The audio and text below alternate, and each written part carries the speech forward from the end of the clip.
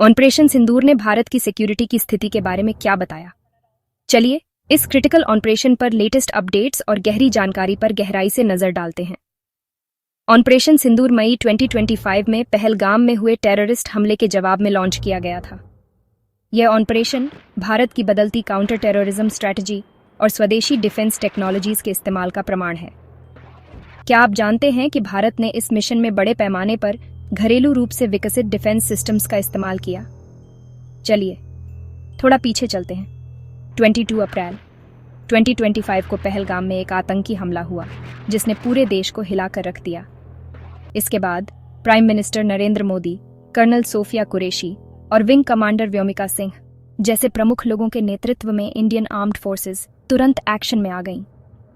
पहलगाम के maps, timelines और हमारे बहादुर मिलिट्री पर्सनल और इक्विपमेंट की इमेजेस की कल्पना कीजिए। अब हाल के डेवलपमेंट्स पर बात करते हैं। अहमदाबाद के नरेंद्र मोदी स्टेडियम में हुए IPL 2025 फाइनल में ऑपरेशन सिंदूर को एक इमोशनल ट्रिब्यूट दिया गया। शंकर महादेवन और उनके बेटों ने देशभक्ति गीत गाए और हर्षा भोगले ने एक भावुक भाषण दिया। इस इवेंट में एक कोरियोग्राफ्ड डांस, भारतीय तिरंगे झंडे को फहराना और JI हाइंड के नारे शामिल थे। ऑपरेशन सिंदूर ने स्ट्रेटेजिक प्रिसिजन का प्रदर्शन किया। अंतर्राष्ट्रीय सीमाएं पार किए बिना भारत ने Akash missile system, Pechora, OSA, AK, LLAD guns और integrated air command and control system IACS जैसी एडवांस टेक्नोलॉजीज का इस्तेमाल किया।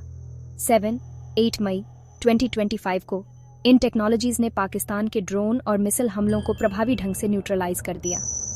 हालांकि जनरल अनिल चौहान ने पुष्टि की कि ऑपरेशन के दौरान कुछ अनस्पेसिफाइड भारतीय फाइटर जेट्स नष्ट हो गए थे। प्राइम मिनिस्टर मोदी का कम्बैट गियर में दिखना विवाद का कारण बना, जिसने मिलिट्री एक्शन और पॉलिटिकल मैसेजिंग के बीच की रेखा को धुंधला कर दिया। मोदी ने जोर देकर कहा कि ऑपरेशन सिंदूर खत्म नहीं हुआ है, सिर्फ रुका है, जो सस्पेंडेड वॉरफेयर की स्थिति का संकेत देता है। इसकी आलोचनाएं और बैकलैश भी हुई, जिसमें महिला वोटर्स को सिंदूर बांटने और मीडिया ब्रीफिंग्स में महिला अधिकारियों का इस्तेमाल करने की रिपोर्ट्स शामिल थीं। अमित मालवीय ने इन रिपोर्ट्स को फेक न्यूज़ कहकर खारिज कर दिया। तो ऑपरेशन सिंदूर के व्यापक इम्प्लीकेशंस क्या हैं? यह ऑपरेशन बढ़ी हुई नेशनल सिक्योरिटी, पब्लिक सेफ्टी और स्वदेशी डिफेंस स्ट्रेंथ तथा आत्मनिर्भरता, जिसे आत्मनिर्भर भारत कहा जाता है, की ओर एक बदलाव को हाईलाइट करता है। एनालिस्ट्स भारत की डिफेंस कैपेबिलिटीज और मिलिट्री ऑपरेशंस को पॉलिटिकल मैसेजिंग के साथ मिलाने के जोखिमों पर अपनी राय दे रहे हैं। डेमोक्रेटिक लीडर्स को ज्यादा ऑडियंस कॉस्ट्स का सामना करना पड़ता है, जिससे उनकी सार्वजनिक घोषणाएं क्रेडिबल बनती हैं। हालांकि नॉन स्टेट एक्टर्स द्वारा स्थिति का फायदा उठाने का जोखिम भी रहता है।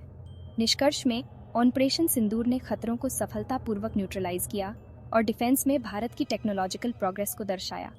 हालांकि इसने मिलिट्री ऑपरेशंस के राजनीतिक इस्तेमाल के जोखिमों को भी उजागर किया।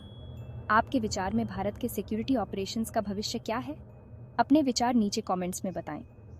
नेशनल सिक्योरिटी और करंट इवेंट्स पर अपडेट्स के लिए लाइक, सब्सक्राइब और नोटिफिकेशन बेल दबाना न भूलें। सूचित रहें, सुरक्षित रहें।